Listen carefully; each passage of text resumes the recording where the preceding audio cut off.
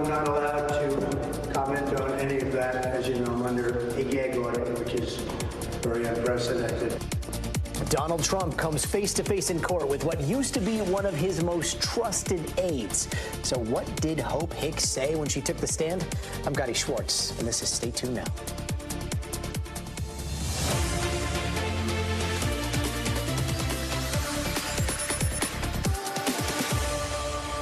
The second week of testimony in Donald Trump's hush money trial wrapped up today with one of the former president's top aides, Hope Hicks, taking the stand as a key witness. NBC's Vaughn Hilliard leads us off tonight. She was one of former President Trump's most trusted advisors. Hope! We want hope! But today, Hope Hicks walked into court as a prosecution witness in her old boss's hush money scheme trial. Mr. Trump, without smiling, stared on, first directly at her, before turning his attention toward a monitor and papers in front of him. Hicks, today admitting she was nervous, at one point becoming emotional, tearing up and needing a break. Hicks telling prosecutors the release of the Access Hollywood tape weeks before the 2016 election was a crisis. I was concerned, very concerned, she said. Everyone was just absorbing the shock of it, Hicks testified, adding its impact on women voters was a major concern. Prosecutors say the release of the tape helped propel the hush money scheme. But Mr. Trump today arguing none of it is related to the charges he's facing, that he allegedly disguised reimbursements to Michael Cohen for hush money payments to Stormy Daniels as legal expenses in his company's internal books. Mr. Trump, who's pleaded not guilty, slamming a corrupt, ancient, and highly political attack that he says has nothing to do with this fake case. I'm not allowed to comment on any of that. As you know, I'm under a gag order. I was very interested in what took place today. On cross-examination, Hicks was asked about a Wall Street Journal report days before the 2016 election on payments allegedly made to Karen McDougal. She said Mr. Trump did not want the paper delivered to his home that day. She said he really values Mrs. Trump's opinion, and saying of Michael Cohen, he likes to call himself a fixer. It's only because he first broke it that he'd fix it. Notably, Hicks testified she was not engaged in negotiations nor was aware of the hush money payments before they were made, and saying she had nothing to do with the Trump Organization business records. Former President Trump left the courthouse tonight to head down to Palm Beach for a major Republican retreat. With just 6 months until the general election, he's expected to see several of his possible VP picks there. Vaughn Hilliard, thanks so much. And joining us now in the studio is Sarah Azari. She is a top criminal trial attorney and author of the book Unprecedented, which breaks down all the ins and the outs of the cases against the former president. Sarah, let's just set the history here with Hope Hicks and Donald Trump way back in 2016. Let's take a quick look. She was there the first day, and she was fantastic. And I just say a couple of words, Hope. You know, she's a little shy, but that's okay, because she is really, really talented. Hope, say a couple of words. Hi. Merry Christmas, everyone. And thank you, Donald Trump. Hope, say a couple of words there, and now she is on the stand. So take us through this relationship between Hope Hicks and Donald Trump. Yeah, and Gadi, good to be with you. You know, she really is still fantastic. She was today, you know, on the stand. This is a prosecution witness that, to me, is a chameleon witness. She was so good for the prosecution in terms of corroborating what Cohen's going to say, sort of confirming what Pecker testified to. But at the same time, when her cross-examination started, even before the cross-examination, she was really good for Donald Trump. And I don't think she was doing it in a biased way. I mean, she did say that I haven't spoken to him since 2022. We've had no contact. But at the same time, this is the guy that made her career. Nobody knew who Hope Hicks was. And in the clip that you just posted, you just played, it's obvious, you know, she's young, she's inexperienced. They were the dynamic duo of the campaign's, like, media team. Mm-hmm. It was her and Donald Trump. So this is not just some former boss. This is like the person that propelled her into her future, essentially. So they're tight. It's so wild because when people hear this is the prosecution's witness, this is one of the star witnesses, you think, oh, this is a witness that's going to testify against the guy on trial here. Is it that cut and dry? It really wasn't. There was not some blockbuster moment where I went, ooh, like, this is really bad for Donald Trump. At the same time, I think she was testifying very authentically. She did, for the prosecution, she did mention how essentially she was collaborating with Cohen, that the Access Hollywood tape was absolutely a damaging development for the campaign. She did do those things. But at the same time, she also said things like Donald Trump was concerned about Melania finding out about, you know, the Wall Street Journal story, for example, because he deferred to her sometimes. And it made it sound like it was not for political gain, but for his personal reputation, his family. So, you know, there were those moments as well. She also called Michael Cohen a liar. You know, so at the same time as she corroborated Michael Cohen, she said he was a liar. He told her that, you know, he paid the hush monies unbeknownst to Trump out of the goodness of his heart. And she's like, he's too cheap to do that. You know, it's out of character for him. So she's calling him a liar, also prosecution's witness, right? So correct. What is that? I mean, this is a case like there's never been a case like this, right? But what does that look like? Yeah, so we have to remember that we're still at the beginning of this trial. She's like witness number 5 or 6 of 41. There are others, and you know, there are documents. And I think one thing she did do, Gadi, is she confirmed how absolutely important that Access Hollywood tape is. It's at the crux of this trial. And even if we don't believe anybody, it's not he said, she said, it's Donald Trump said on that tape. And so, you know, there's a reason we say, Lordy, there are tapes. You know, so this is a trial where, of course, credibility matters, criminality matters, the sweet deal that Pecker got matters, but there are so many witnesses, and a lot of them may not even be as close as Hope Hicks, and then there's documents. And so when we look at the totality, I think that's ultimately where we can really see, you know, where the prosecution and defense stand. And this is to be continued, right? Because next week she's back on the stand. Yeah, her cross-examination continues. What are we thinking she may testify to next week? I mean, I expect more of the same. I expect that the defense is going to elicit from her that she broke down when she was asked about, you know, how important Donald Trump was to her.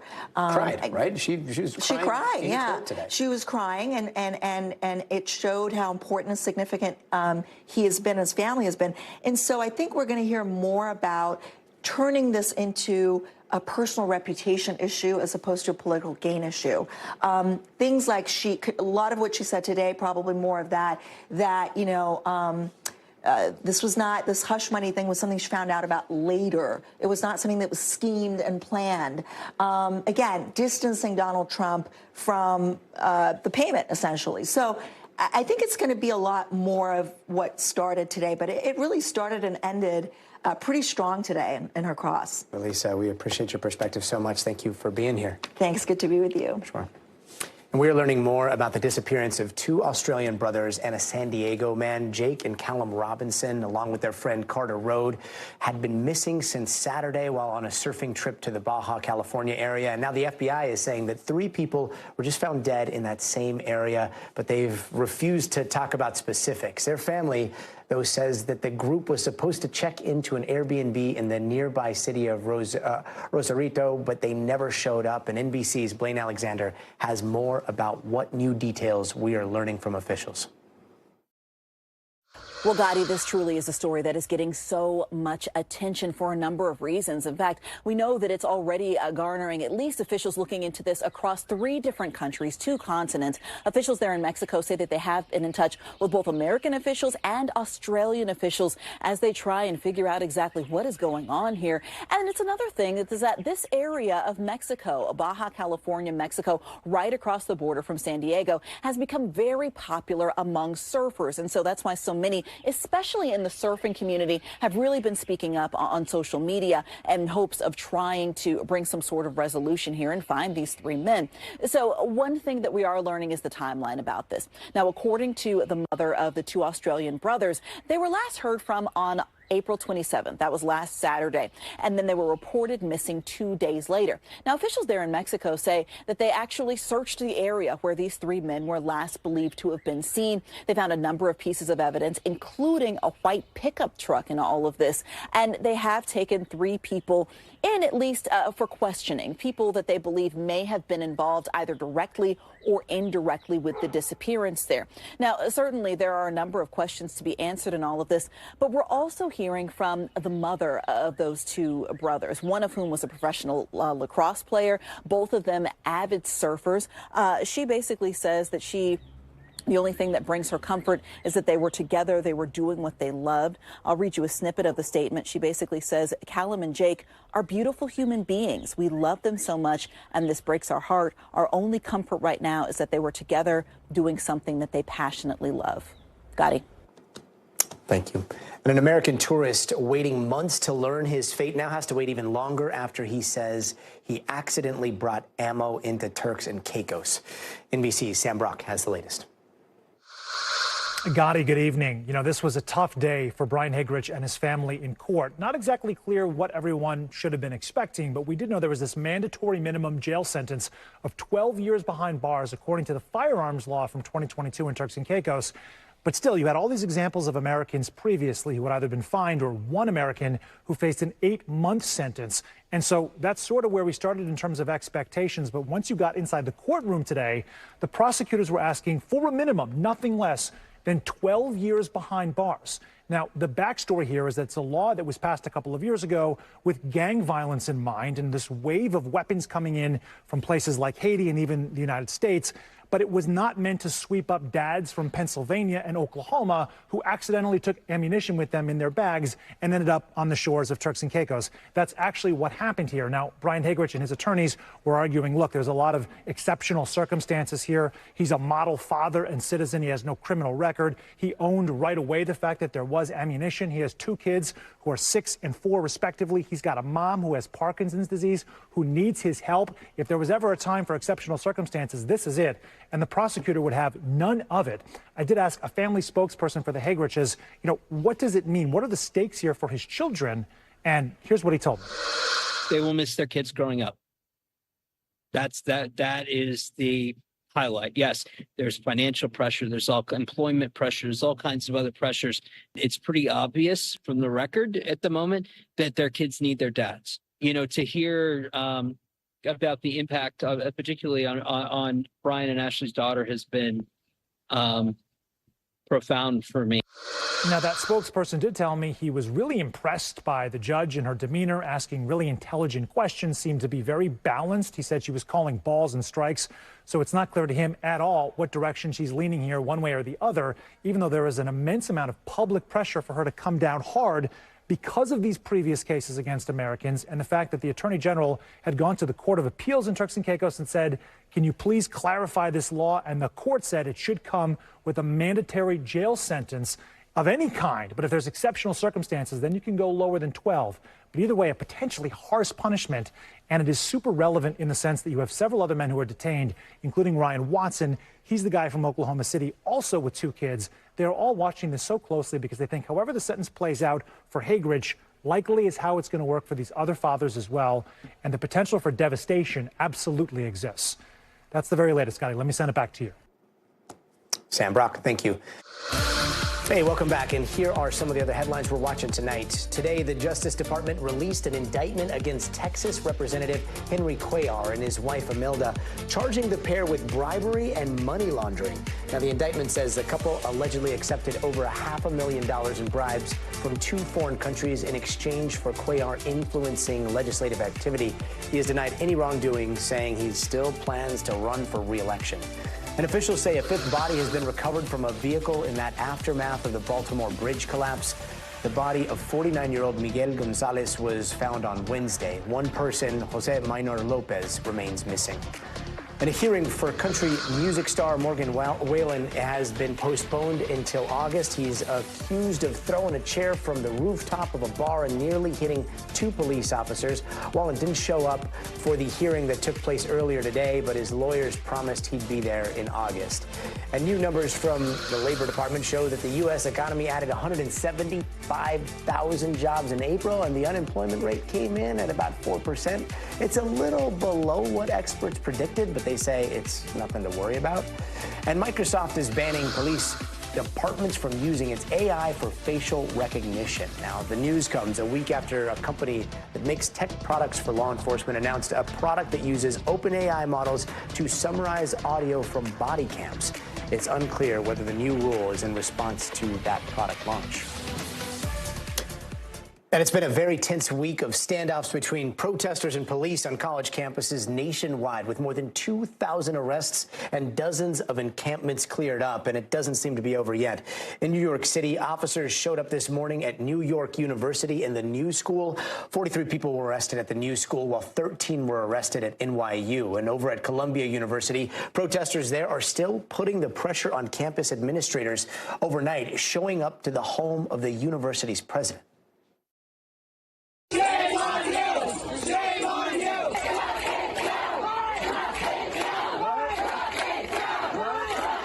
Comes as we are learning an NYPD officer accidentally fired a gun inside Columbia's Hamilton Hall during that dramatic raid we saw play out live on air. When police entered the building to arrest protesters barricaded inside, luckily no one was hurt.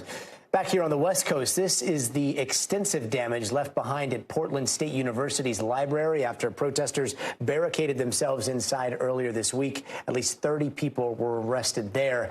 And over at UCLA, a much calmer scene today on campus compared to the chaos that broke out overnight yesterday as well as the day before. More than 200 people were arrested during the recent standoff with police. But despite the threat of arrests, pro-Palestinian protests continue to pop up across the country, calling for schools to support a ceasefire in Gaza and to divest from Israel. NBC News correspondent Steve Patterson joins us now from UCLA. Steve, what's the vibe today on campus, and what are you hearing from protesters about what they're planning on doing next? Gadi, the swan song goes, "We will be back, we will be stronger, you can't ignore us any longer." That is what we heard in pockets, sort of as this haunting chant as police closed in on the final remnant of this protest, right before police really tore this encampment entirely down, leaving nothing but, again, a college quad behind me. Protesters say that this is not over until their demands are met, primarily the divestment from Israel in all ways that affects the war that's happening in Gaza. They will continue to protest. Now, obviously, there is no sign of that today. It has been very peaceful. The loudest thing I've heard really is birds chirping. There's a large police presence that remains here. Everything has been cleaned up. That is because, though, protesters say, is that they're still licking their wounds, and they weren't afraid to say that. Many of them were arrested. The last count we heard, it was over 200, somewhere maybe around 210. It may be even more than that. When the final count comes in, there were many, many, many arrests, and many protesters say that they were injured. They were badly injured. Police have told us that what they did was to slowly go in so they could protect the safety not only of the officers, not only of the students on campus, but also the protesters that were peacefully protesting on the scene, even if they were there beyond the unlawful designation that was given by the university. The protesters I've spoken to, and I have now spoken to several post this police action, have sang a different tune, one that they really faced harrowing action by some of the officers that were there. I spoke to one student protester. Her name was Blair. She says she was beaten over and over and over again by a police baton before being detained and arrested. But she says that they will absolutely be back. Here's what she told me. Listen to this. I think a lot of that determines how the university responds to our demands, and whether they do the right thing and divest completely and totally after suffering such a great shame. If there is no plan to divest, do you think you'll be back? I can't put my body on the line again, but I'm going to be here fully to support people who will. Hilaire says she had bruised ribs after, again, she was repeatedly struck by a police baton. The university says they had to take this action, declaring it unlawful because they were worried about the safety of the students, particularly after that counter-protester horrific night that saw 15 people get injured. And this is something that they're going to look into as part of a full-throated investigation. Gadi? And Steve, police in New York and in other places have been saying that there have been outside agitators. We keep hearing that over and over again. New York is saying that half of those arrested at some protests there were not affiliated with the schools. Is that something that's happening at other protests as well, or is that kind of rhetoric at this point? You know, speaking to obviously people that have law enforcement sources that deal with this on a daily basis, that are talking to some of these responding agencies, that is certainly seems to be the case. However, we have never gotten an official count from the university, from people that have been on scene as far as law enforcement, that have looked at particularly this encampment and this protest. There's never been a dissemination of numbers on who is a student, who is a faculty member, who is a staff member, who is a graduate, and who is somebody that is from the outside community or possibly an outside disassociated group that many would consider an outside agitator. We just don't know the numbers, particularly when it comes to this protest. But law enforcement has said that absolutely there have been influences that are almost permeating through many of these protests that we've seen across the country. We just don't know what the breakdown looks like and if that is even identifiable based upon what we've seen here at UCLA. Gadi? Steve Patterson reporting tonight in front of a pretty immaculate-looking quad there, which is crazy given what we saw earlier this week. Steve, thanks. And one of the biggest demands of protesters across the nation is divestment. You might have heard those chants and seen those signs. Divest is front and center. So what does it mean? Well, simply it means that student protesters want their schools to drop and disclose any investments they have in companies doing business in Israel. But the funding in question here is billions, making this a far more complicated situation than it may seem. Let's bring in NBC's Brian Chung, who is at the big board to break it all down for us. Brian, so what are protesters demanding when it comes to divesting from Israel, and what are colleges specifically invested in that's causing this outcry? Yeah, we were just disclosing on that graphic just now the BDS aspect of this movement. This is the strategy among pro-Palestinian protesters to demand a boycott, divestment, and sanctioning of any businesses that have ties to Israel. Now, the divest part is the big focus for students on college campuses because in many cases, they're paying tuition into a university that has millions, billions of dollars in some cases in endowments, which they use to invest to grow the funds so that they can pay out scholarships. But again, there's not a lot of transparency into what those investments are. So let me explain to you very briefly about where we get disclosures from these schools about where they're squirreling away the money that is given to them in those donations. So it comes in the form of the Form 990, which comes from the IRS. That's a yearly filing that tells you, broadly speaking, what types of stocks, what types of bonds are being invested in. But again, it's very broad. But then you also have the Form 13F from the SEC, and that is a form that's filed quarterly. This could give you stock by stock, company by company disclosures on where the investments are being made. But the problem, these 13Fs only cover certain portions of the endowment. So it's not all that illuminating, which means it's really on a voluntary basis that the schools will be able to report what they have in those endowments, which means that really there's a lot of blind spots when it comes to exactly where these investments are, Gadi. And have any colleges agreed to divest or have those conversations at least?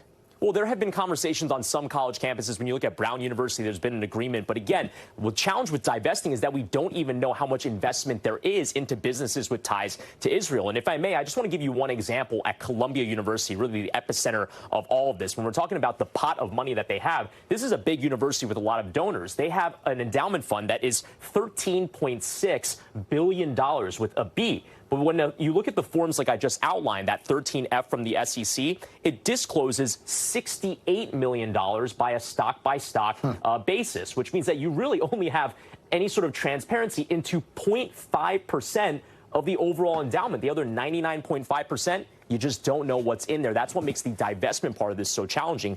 You need the disclosures first.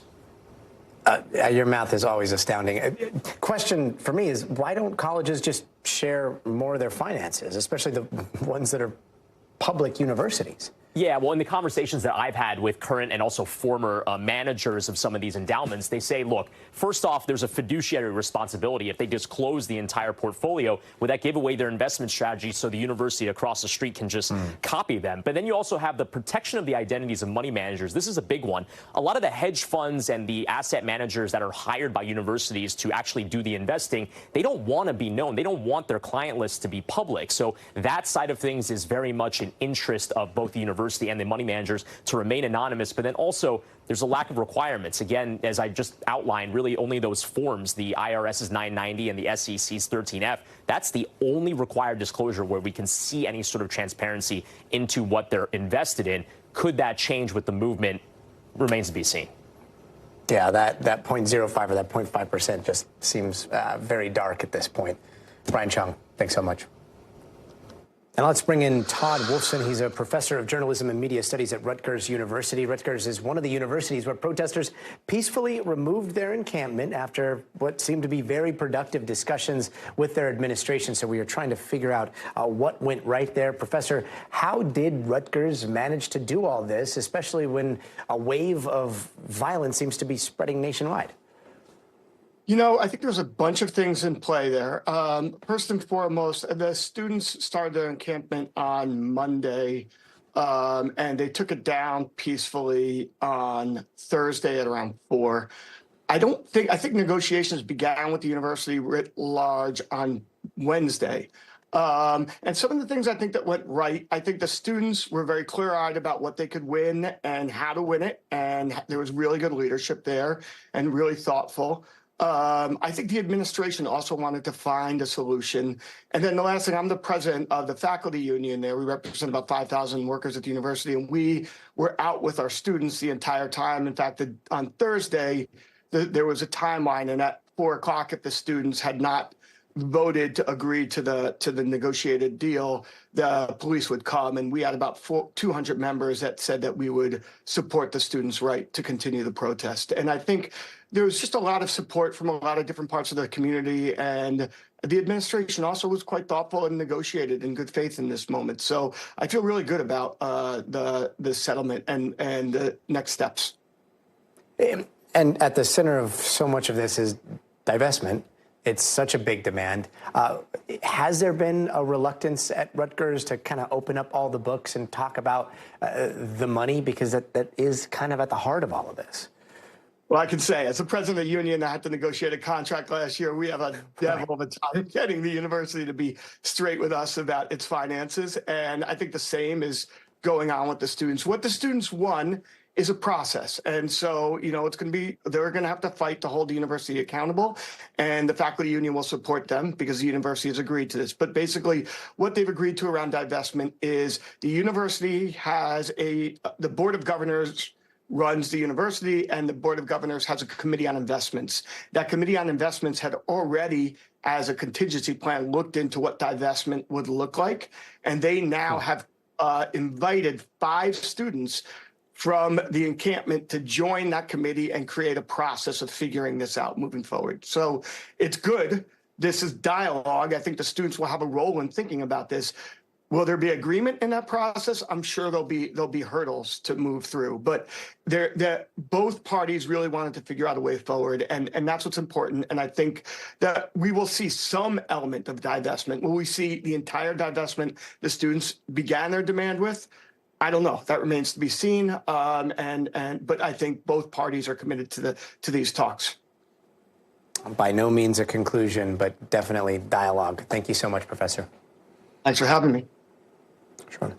And this weekend marks the 54th anniversary of the Kent State shootings, a day etched in history when a student protest against the Vietnam War met a very violent end. Back then, tensions were also flaring at college campuses across the country, culminating in the now infamous confrontation between the Ohio National Guard and Kent State students that left 4 students dead.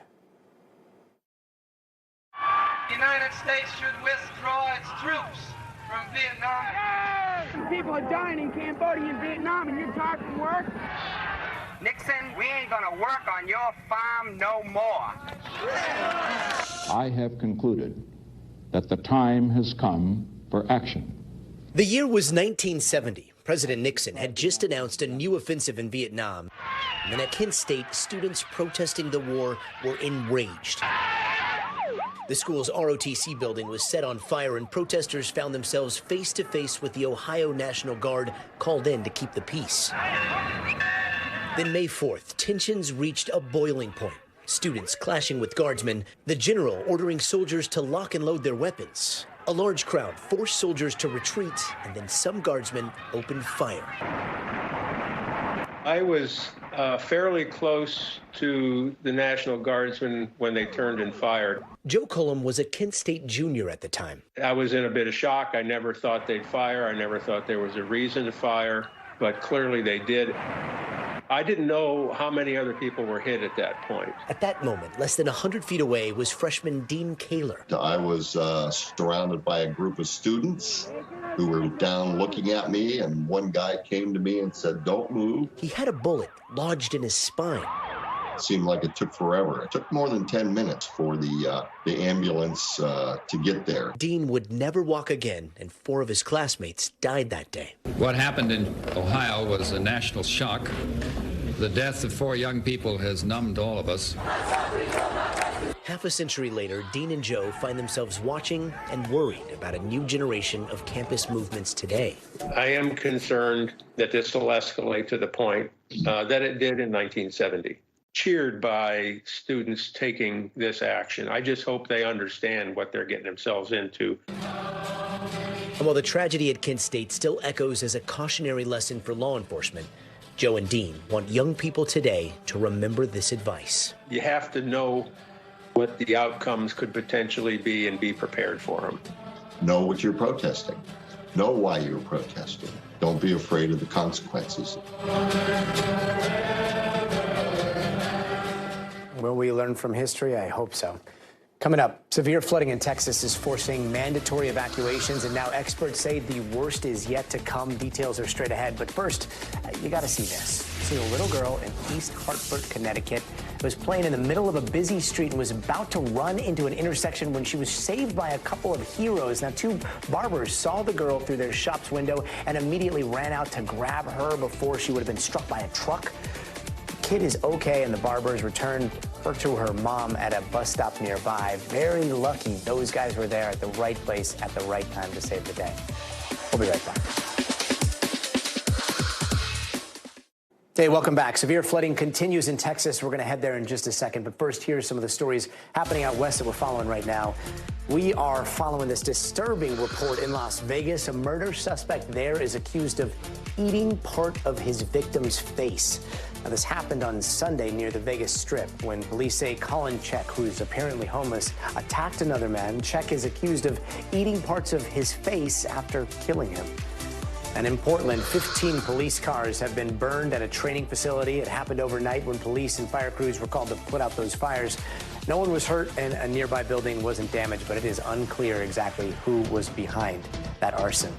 And one of those zebras that went missing in Washington, well, they're actually still on the loose. It's been spotted a bunch of times over the last few days, but authorities have not been able to track it down. It escaped with 3 others on Sunday and is still the only one right now out on the run and hopefully having a little bit of fun. And tonight, millions across Texas are hunkering down, bracing for another night of severe weather. The National Weather Service confirmed at least 1 tornado in Texas earlier today, making 9 straight days of tornado activity. Massive twisters like this one seen near Hawley, Texas, hit the state yesterday. And if that wasn't enough, officials are also preparing for heavy flooding this weekend, telling people if they have not evacuated yet, they gotta be ready to stay where they are for up to 3 days. NBC News correspondent Kathy Park has more. Tonight, millions in Texas in the crosshairs of catastrophic flooding and dangerous tornadoes. Oh my God. In the past 24 hours, dramatic lightning strikes like this one caught on camera. Oh my God, he's going in the water. Oh my God. Oh my God. And nearly a foot of rain in the Houston area, stranding drivers, even washing away roads and part of this nursery. It's hard to tell exactly how much we've lost, but it'll be estimated hundreds of thousands of dollars of product washed away. In Harris County, officials declaring a disaster and urging residents to evacuate Thursday night or prepare to stay for days. This threat is ongoing and it's going to get worse. It is not your typical river flood. Dozens have been rescued so far. And one family escaped by swimming to safety as the rushing waters filled their home. When I seen it lift our refrigerator up and I could sit on it and float around my house like a surfboard, that's when I told her it was time to go. 14 rivers are now at major flood stage, including the San Jacinto. So if you open your front door, I mean, the river is right there. It is. Give them Evelyn Lowry says she's still repairing the damage from 2017, brought on by Hurricane Harvey. How tough is it to see this type of damage again? I'm just crestfallen. I don't know if we can get back up again. I really don't. Now she and so many others are reliving the nightmare as they brace for more severe weather expected to last through the weekend. Kathy Park, NBC News, Conroe, Texas. Kathy, thank you. And tonight, tensions are rising in a rural part of California just outside of the Bay Area because tech entrepreneurs have a plan to build a new city from the ground up. And this week, they collected 20,000 signatures to put that plan on the ballot in November. But a lot of people who live nearby are not fans, some even saying they're being misled by developers. NBC's Elwin Lopez has the story. Right now, a major controversy hitting a fever pitch over this land in Northern California. A group of developers called California Forever have bold plans to turn this into the country's newest city. This week, announcing they collected over 20,000 signatures to put the project on the ballot in November and let voters decide if it should move forward. But some locals have been questioning the ways in which petitioners gathered those signatures. One person saying on Facebook that she was asked to sign a petition about health care, but claiming that among the petitions she was handed and on the same clipboard was one for the group trying to build the city. California Forever stated in part that opponents have, quote, been spreading misinformation regarding the petition and are, quote, attempting to create confusion. We spoke with the Solano County Registrar, and they confirmed all of the petitions are legitimate. We are a right-to-farm county. Those against the developments are deeply concerned about the plan to build a brand new city with room for more than 400,000 people. That's basically the population of Miami or Minneapolis. They don't want to listen to our concerns. Tech founder Jan Tromek is spearheading the project, backed by a group of Silicon Valley investors. Land where for years and years, nothing much has been able to grow. Until now. We used to build new cities all the time, but we haven't done it in 50 years, and so we knew that this would be controversial. The proposal is that this giant city would be built from the ground up in a rural area with walkable neighborhoods, public transportation, sustainable homes, and California Forever has pledged to create about 15,000 new jobs in sectors like manufacturing and renewable energy. I am super excited. It's a major departure from car-centered cities growing in spots like Orlando or Houston. But the way they've gone about it has ruffled feathers. From 2017 to 2023, California Forever operated as a company called Flannery Associates, buying up $800 million worth of land in Solano County before ever revealing its plans. Then Flannery sued a group of landowners to the tune of $550 million, accusing them of conspiring to drive up the price of land. The lawsuit is still playing out in the Eastern District of California, and Solano County leaders are pushing back with other concerns over zoning, power, and water rights. What do we need to do in the next 30 years? Is it this project? Sadie Wilson is part of a new coalition called Solano Together. She believes the project's timeline is unrealistic. Can we work together to make sure that we are building on our existing cities and investing in our communities? But Tromek says it will solve the need for more housing and jobs. He also promises to invest in surrounding areas. We have this amazing economic engine that produces all of these innovations, and we have been slowing it down by our inability to create room for growth and homes that people can afford. There's so many pieces that we agree on, that there is a need for housing, there is a need for good jobs, but that is not what's on the ballot. Both sides agree something has to change, but whether that means solely reinvesting in existing communities or starting from scratch, that is all up to the people of Solano County. Elwin Lopez, NBC News, Los Angeles. And still to come, the race back up to the moon is heating up. We're going to tell you the latest as China launches an unprecedented lunar mission. Stay tuned.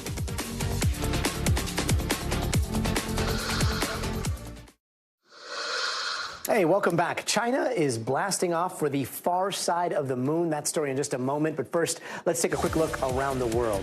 There's flooding in parts of Brazil, and it's worst it's been in 80 years. Torrential rains there have hit the area over the last several days, and yesterday a local dam collapsed, putting several cities completely underwater. So far, nearly 40 people have been killed and another 70 are missing. Meteorologists are warning that more rain is probably on the way in the coming days, too. And a chemical fire leaves a toxic cloud hanging over Germany's capital of Berlin. Now, that fire broke out at a metal factory earlier today. People living nearby were told to close their windows and doors to protect themselves against the smoke. At one time, more than 200 firefighters were on scene. So far, there have been no reports of anyone being hurt. And some members of the Russian military have arrived at an air base in Niger where U.S. troops are still living. Now, Defense Secretary Lloyd Austin says the Russians are in a separate compound and don't have access to U.S. forces or equipment. Last month, the U.S. agreed to withdraw its forces from Niger. The relationship between the two countries started to fall apart following a military coup last year. And that new military government has expressed its support for Russian leader Vladimir Putin. And U.S. and Saudi officials look like they are close to agreeing on a security pact, but details are still unknown. Apparently, it's an attempt to get a U.S.-led attempt to reshape the region back on track since the deadly Hamas attack on October 7th. And the pressure to reach a permanent ceasefire is growing. Turkey announcing today that it will not resume trade with Israel until a ceasefire is agreed upon, and a trade surplus that is worth $7 billion a year is at stake. Right now, there's a deal on the table with both Israel and Hamas seriously considering, all while Israel has repeatedly warned that it will be invading Rafah, the border town near Egypt where millions of Palestinians are currently sheltering. And NBC's Raf Sanchez has the very latest. The world has been waiting for days to see if this latest round of ceasefire negotiations will actually lead to a deal.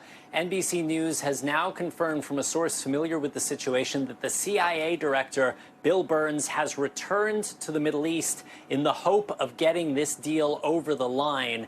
Here's the state of play. Israel has been waiting for several days now for Hamas to give its formal response to the current ceasefire proposal. Reminder, that proposal would see Hamas release 33 hostages from the so-called humanitarian category. It's women, it's children, it's the elderly, people with serious medical conditions. In return, Israel would agree to a 40-day ceasefire and the release of potentially thousands of Palestinian prisoners. Now, yesterday, Israel thought Hamas was gearing up to give a definitive answer, either yes or no, to this deal. Instead, Hamas said it wants to keep talking. It says it is sending negotiators back to Cairo, but at this point, we do not know when they will give that answer. The Wall Street Journal is reporting that Israel has set a deadline, that it is telling Hamas that it has 1 week to give an answer and agree to this hostage deal, or else Israeli forces are going to press ahead with an attack on the southern city of Rafah. Now, the U.S. and Israel have fundamental disagreements about that plan. The U.S. believes it would be a disaster, not just from the perspective of civilian casualties, but also the potential to disrupt the flow of humanitarian aid into Gaza. Israel says it has no choice but to go into Rafah to destroy the remaining Hamas battalions there. And over the last couple of days, Israel has put out images of its tanks massing on the Gaza border from 2 separate divisions in apparent preparation to move into Rafah. It is not clear whether this may be a negotiating tactic, Netanyahu trying to put more pressure on Hamas, saying the clock is ticking down until this Rafah invasion. Netanyahu is also under intense pressure himself from the far right of his own cabinet, who is saying that the deal on the table is a bad one. Israel should reject it and should instead focus on pursuing its military campaign against Hamas in Rafah. But these are critical days, critical hours right now, and there is a feeling that this may be the last best chance to get a ceasefire deal in place, and that if there is no agreement, we may see Israeli forces heading into Rafah. Back to you. Raf Sanchez, thank you. Now, China is taking a major step towards space today in that space race, launching a lunar probe to the far side of the moon. And this is a big deal because all of a sudden, it's China, not Russia, that's becoming the other major spacefaring player on this planet. And while this mission is about sending that probe to collect some samples, it's also a prequel to 2 other missions that will send robots to scout for a potential Chinese moon base. And guess who got to watch today's launch? Our friend Janice Mackey-Freyer, who has more on what this mission means.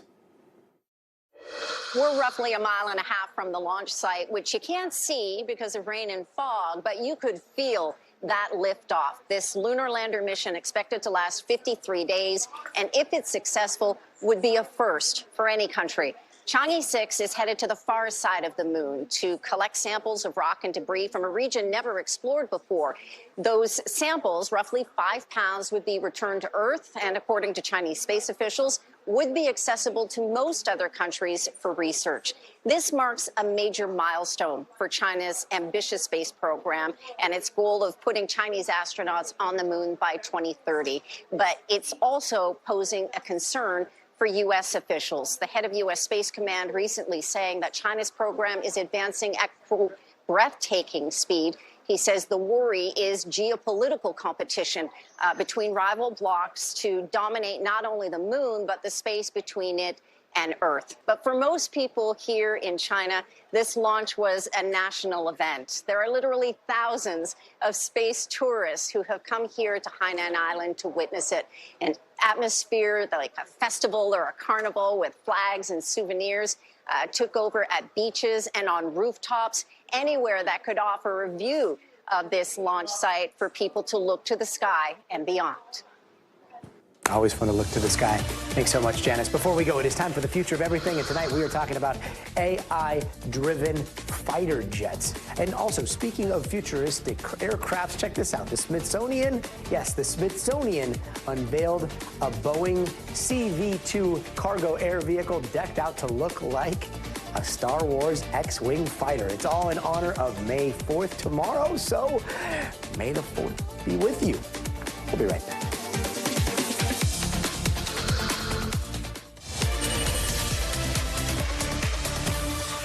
And tonight, in the future of everything, a lot of us might be okay with the idea of self-driving cars or maybe, I don't know, AI helping with some homework.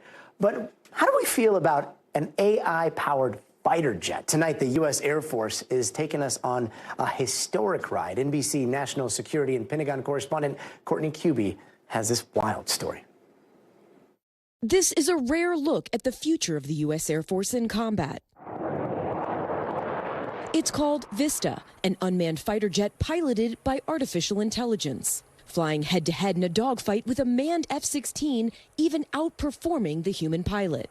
Defense officials say the U.S. is the only military in the world with this technology, successfully flying a jet with artificial intelligence. And this is the first time cameras have been allowed to see it.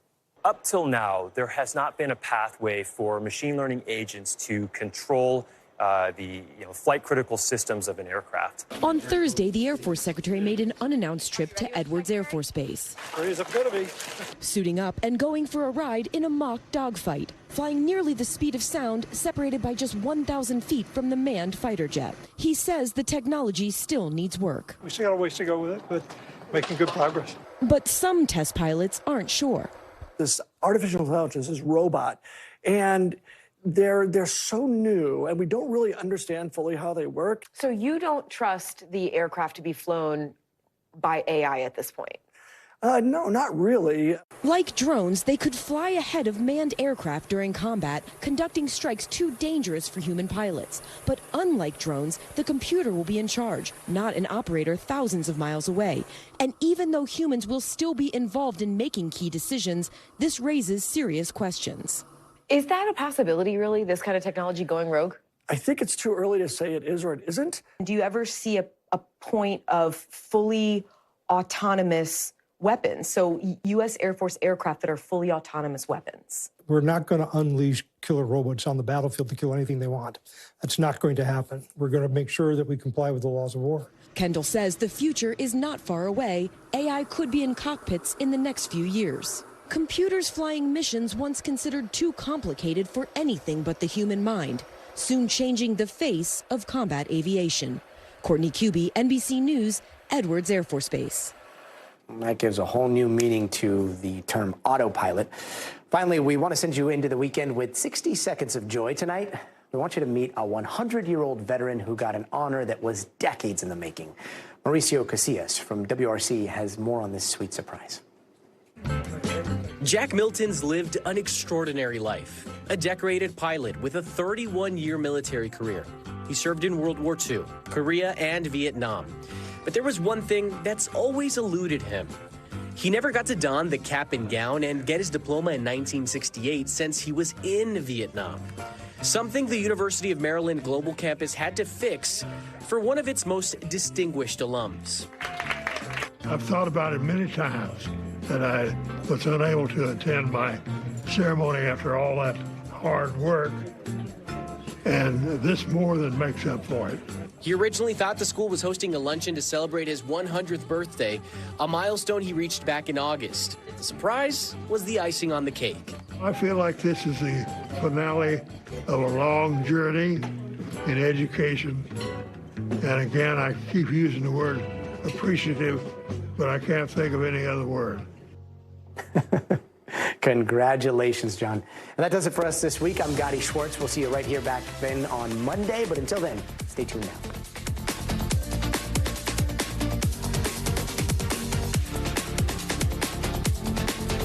Thanks for watching. Stay updated about breaking news and top stories on the NBC News app or follow us on social media.